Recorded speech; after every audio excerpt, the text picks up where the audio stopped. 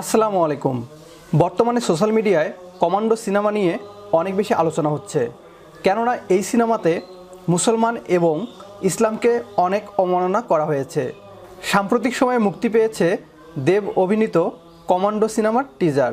এই টিজারটি ছিল মাত্র 1 মিনিটের। আমরা এখন এই টিজারটি দেখব এবং দেখাবো যে এই 1 মিনিটের টিজারেই তারা কতবার ইসলামকে অবমাননা করেছে।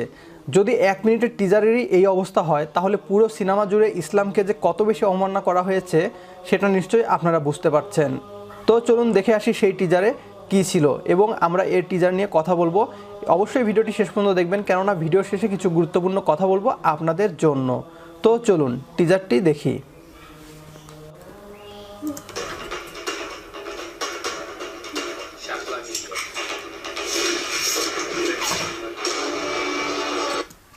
এখানে আমরা দেখতে পাচ্ছি ছবির এই অংশে দেখুন যে এখানে একটি পতাকা ব্যবহার করা হয়েছে এবং তারা বোঝাচ্ছে যে এটা একটা জঙ্গি আস্তানা। এবং দেখেন সবখানেই তারা আরবি লেখা সম্বলিত পতাকা ব্যবহার করেছে। এখানে দেখেন এটা আল্লাহু লেখা দেখেন।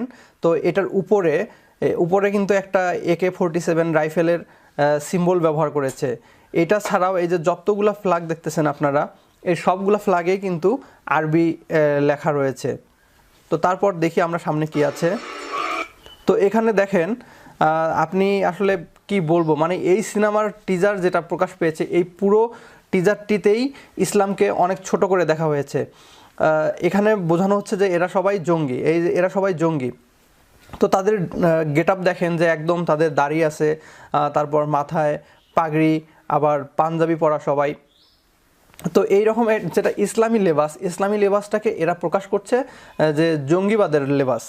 এখানে তারা বলছে যে নারায়ে তাকবীর, আপনারা শুনুন। এখানে বলতেছে নারায়ে তাকবীর, আল্লাহু আকবার। মানে আমাদের মুসলমানদের সবচেয়ে বড় যে স্লোগানটা, সেই স্লোগানটি কিন্তু এখানে ব্যবহার করা হচ্ছে। তারপর এইখানে দেখেন যে একটা পতাকা যেখানে কালেমা লেখা রয়েছে, আর তারা কিন্তু এই পতাকাটার নিচেই মানে কালেমার নিচেই কিন্তু তারা একটি দেখেন রাইফেলের সিম্বল রয়েছে। আর তারপরেই এখানে আবার পাশে দেখা যাচ্ছে যে দুই পাশ থেকে, এই পতাকার দুপাশ থেকে জঙ্গিরা বের হয়ে আসছে এবং তাদেরও ড্রেস আপ দেখুন যে একদম মুসলিম লেবাস, যেটা পাজামা পাঞ্জাবি, এই ড্রেসটা তারা ব্যবহার করেছে। তারপর আমরা সামনের দিকে একটু যাই। এইটা তো মানে আমার কাছে অনেক বেশি, যখন এটা দেখছিলাম আমার অনেক বেশি রাগ লেগেছে। এখানে তার লেবাসটা দেখুন যে তিনি তার দাড়ি আছে, তারপর টুপি পরেছেন, পাঞ্জাবি পরেছেন, আর দেখেন কীরকম ভয়ঙ্করভাবে তাকাচ্ছে। যারা ইসলামকে ফলো করে, ইসলাম অনুযায়ী জীবনযাপন করে, তাদের কিন্তু চেহারার মধ্যে আলাদা একটা উজ্জ্বলতাই থাকে। তাদেরকে কিন্তু দেখেই কিন্তু আপনার মানে মনে হবে যে হচ্ছে নুরানি একটা চেহারা। কিন্তু এখানে দেখেন যে ইসলামিক ড্রেসটা যেটা, সেটা ঠিক আছে, কিন্তু লোকটাকে উপস্থাপন করা হচ্ছে যে অনেক ভয়ঙ্কর একটা লুকে কিন্তু ইনি তাকাচ্ছে। তো তারপর আমরা দেখব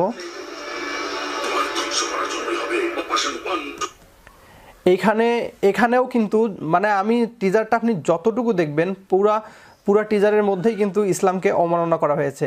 এখানেও দেখেন যে একজন মানুষ, যিনি সাদা পাজামা পাঞ্জাবি, তারপর মাথায় পাগড়ি, মুখে দাড়ি নিয়ে আসার পরে ওনার হাতে একটা মিসাইল, যেটা উনি ছুঁড়ে মারবেন। দেখি তারপর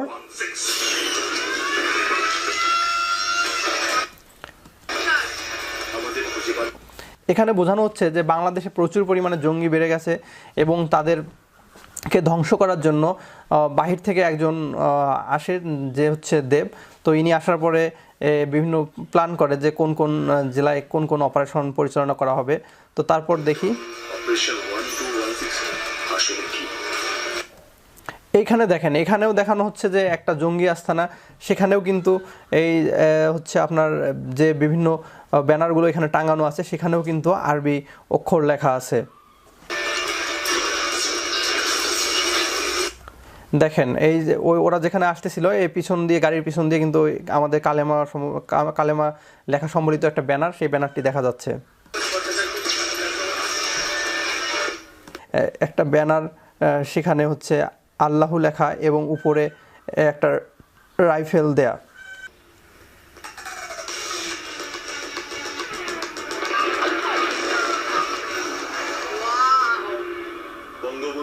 বাংলাদেশে 16 কোটি জনগণ আর 16 কোটি কামাল।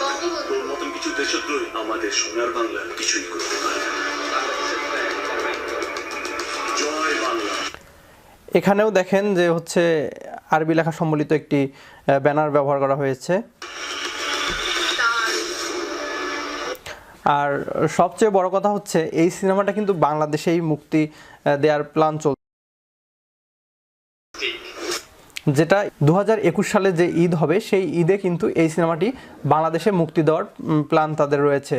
তো আমাদের উচিত যে এই সিনেমাটি যেন কোনোভাবেই বাংলাদেশে মুক্তি না হয়, তো সেই বিষয়ে আমাদেরকে আরও আন্দোলন গড়ে তুলতে হবে। কালেমার পতাকা শ্রদ্ধার, সম্মানের, গৌরবের আর শান্তির। এই পতাকার বিজয়ের জন্য স্বয়ং প্রিয় নবী হজরত মুহাম্মদ সাল্লাল্লাহু আলাইহি ওয়াসাল্লাম যুদ্ধ করেছেন, রক্ত ঝরিয়েছেন, বহু সাহাবা একরাম জীবন বিলিয়েছেন। এটি দ্বীন ইসলামের অবিচ্ছেদ্য প্রতীক। এই পতাকার অবমাননা কোনো মুসলিমের পক্ষে মেনে নেওয়া সম্ভব নয়। এছাড়া কমান্ডো মুভিতে কেন বাংলাদেশকে দেখানো হচ্ছে সেটাও আমাদের জানা নেই। সদ্য প্রকাশিত মুভির টিজারে দেখানো হয়েছে সারা বাংলাদেশে ছেয়ে গেছে সন্ত্রাসীতে, আর সন্ত্রাসীদের দেখানো হচ্ছে দাড়ি, টুপি আর পাগড়ি মাথায়। তাদের প্রতীক হিসাবে উপস্থাপন করা হয়েছে কালেমার ফ্ল্যাগ, স্লোগান হিসাবে উপস্থাপন করা হয়েছে নারায়ে তাকবীর, আল্লাহু আকবার, আর তাদের কাজকে বোঝানো হয়েছে জিহাদ। আর দেব এসে কালেমার পতাকাধারীদের নির্মূল করে। এরকম কাল্পনিক চিত্রে ইসলামিক ফোবিয়া ছড়ানোর পাশাপাশি বহির্বিশ্বের কাছে বাংলাদেশের ব্যাপারে কী বার্তা দেয়া হচ্ছে? এরকম মুভি তৈরি এবং চিত্র ধারণের উদ্দেশ্য কি? এটা কি ইসলাম অবমাননা নয়? যারা বাংলাদেশে এই মুভি প্রচার করতে চান তাদেরকে বলবো, আপনারা পারলে ভারতে যে হিন্দু ধর্মের প্রতীকগুলোকে এভাবে আক্রমণ করে সন্ত্রাসী আরএসএস বিরোধী মুভি তৈরি করুন। দেখেন তো পারেন কি না। কিন্তু আপনারা তা করতে যাবেন না জানি। তাহলে বাংলাদেশে এসে ইসলাম অবমাননার কারণটা কি? ভিডিওটি অনেক বেশি করে শেয়ার করবেন এবং সোশ্যাল মিডিয়ায় প্রতিবাদের ঝড় তুলুন, যাতে এই সিনেমাটি তো নয়ই, ইসলাম বিরোধী কোনো কর্মকাণ্ডই যেন বাংলাদেশে করার সাহস কেউ কখনো দেখাতে না পারে। তো দেখা হচ্ছে পরের ভিডিওতে। সে পর্যন্ত সবাই ভালো থাকবেন, সুস্থ থাকবেন আর বিডিটিউবের সাথেই থাকবেন। ধন্যবাদ।